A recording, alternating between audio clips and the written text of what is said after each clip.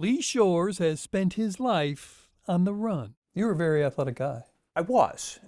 Whether it was marathoning or the more than 200 miles a week he put on a bike in his heyday, Lee seemed ageless. When did you first begin to notice there were issues? It was probably 3.5 years ago. And as I was running, I began falling. He and his wife were concerned enough to go see his doctor. And I went in and told him what was going on with me.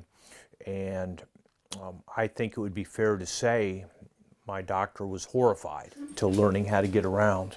Look out, puppy. Lee's doctor told him he had ALS, Lou Gehrig's disease. What was it like? So I'm going to go get on with my life. I'm a marathoner, and I have finished every race I have ever started. And I'm going to finish this race. But ALS has a way of dominating the conversation as it slowly steals your body's ability to do just about everything. At first, I was just in a state of shock for a very long time.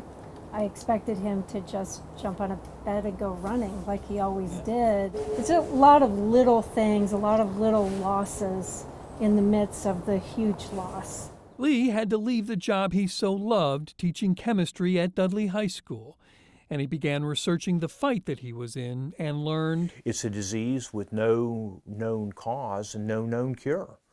It's kind of like, my goodness, this is the 21st century. How can we have both of the one or the other I got? if Lee and some others have their way, it won't be for long. Since beer is inherently communal and that community doesn't end the moment the pint is passed across the bar, a group out of Washington State began a program called Ales for ALS. A family that has grown hops there for 90 years produces a unique blend each year and provides it free to brewers who make a beer from which a significant percentage of the profits go to ALS research. Lee brought that idea to Odin Brewing in Greensboro. As soon as we found out about it, we were like, how do we get involved? It sounds like a great cause. Their customers seem to think so too. I mean, nobody's like, darn, my beer is going to a good cause. They're pretty excited about it. Any treatment from the research I try not to dwell on the what ifs. isn't likely to come in time to help Lee. Is it a little bit frustrating that the treatments aren't there? I think so, yes.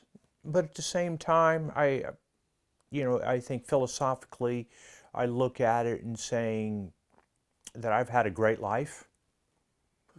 I've had great adventures. I've had more adventures than probably many people have had.